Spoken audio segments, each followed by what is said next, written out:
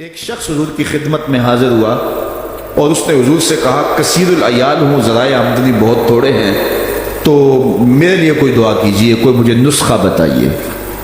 تو آقا کریم نے اس کو جو نسخہ بتایا سنا، فرمایا جب گھر جائے تو گھر والوں کو السلام علیکم کہہ دیا کرو۔ یہ کتنا سوکھا نسخہ ہے اور کتنا اچھا وظیفہ ہے، گھر والے بھی خوش، اللہ رسول بھی خوش۔ اس کے بعد ایک مرتبہ سورہ اخلاص پڑھ لیا کرو، غربت توڑ نسخہ، جب بھی گھر جاؤ السلام علیکم، اس کے بعد ایک مرتبہ سورہ اخلاص۔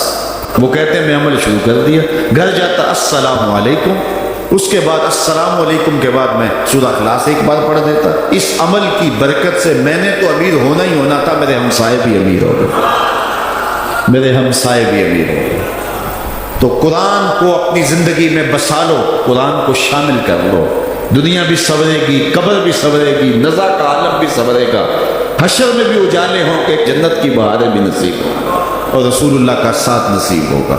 تو اس کتاب سے جڑو، اس کو ورق ورق پڑھو، اس کو حرف حرف پڑھو، اس کو رکوع رکوع پڑھو، اس کا ایک ایک آیت ممکن ہو تو ایک ایک آیت روز پڑھ لو، اور اس کو ترجمے اور تفسیر کے ساتھ، توضیح کے ساتھ، شان نزول کے ساتھ اس کتاب اللہ کی تلاوت کا معمول بناؤ۔ میرے حضور نے یہاں تک فرمایا کہ جو شخص قرآن پڑھتا ہے اس کے لہجے میں لکنت کی وجہ سے یا عجمی ہونے کی وجہ سے وہ اٹکتا ہے اور اس کا لہجہ ٹوٹتا ہے، تو میرے حضور نے فرمایا اللہ اس کو دوہرا ثواب عطا کرتا ہے، ایک قرآن پڑھنے کا ثواب اور ایک اس کو اٹکنے سے جو تکلیف ہوتی ہے، تو فرمایا اللہ اس کا بھی اس کو ثواب عطا کرتا ہے۔ اور فرمایا یہ وہ پاکیزہ کتاب ہے کہ اگر تمہارا رب سے باتیں کرنے کو جی چاہے تو قرآن کھول کے بیٹھ جاؤ، یہ رب سے ہم کلام ہونا ہے، یہ اپنے رب سے گفتگو کرنی ہے۔ میرے حضور نے فرمایا کہ قرآن اللہ کی وہ لٹکتی ہوئی رسی ہے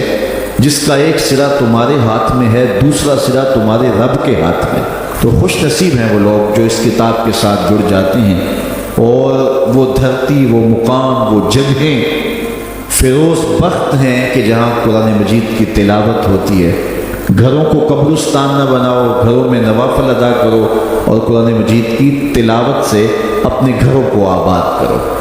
اگر گھر میں روزانہ کی بنیاد پہ قرآن مجید کی تلاوت کا معمول بن جائے تو پھر کوئی جن، کوئی بھوت، کوئی آسیب اور کوئی بدبو آپ کو تنگ نہیں کر سکتی۔ جہاں قرآن کی تلاوت تسلسل کے ساتھ ہوتی ہوگی وہاں جن نہیں ہوگا، وہاں ٹونے نہیں ہوں گے، وہاں جادو نہیں ہوگا، وہاں سایہ نہیں ہوگا، وہاں رحمت الہی کا سائبان تان دیا جائے گا۔ جہاں قرآن پڑھا جائے وہاں نزول باران ہوتا ہے، رحمتوں کی برسات ہوتی ہے۔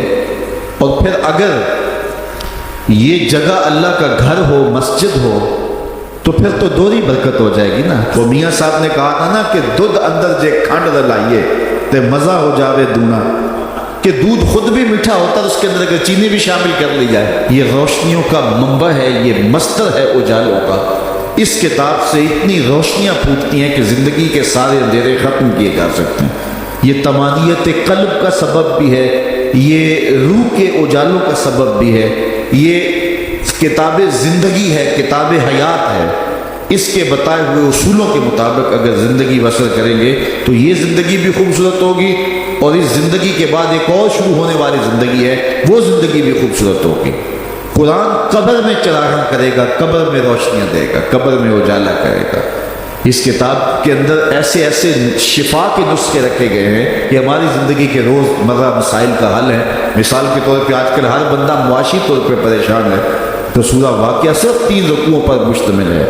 اگر یہ معمول زندگی بنا لے تو سورہ واقعہ جہاں ہوگی وہاں نحوستیں اور بے برکتیاں نہیں ہوں گی۔ سورہ یاسین پڑھو گے تو بے پناہ برکتیں اس کے دامن میں رکھی ہوئی ہیں۔ اسی طرح سورہ اخلاص صرف 3 مرتبہ پڑھیں گے تو پورے قرآن پڑھنے کا ثواب نصیب کر دیا جائے گا۔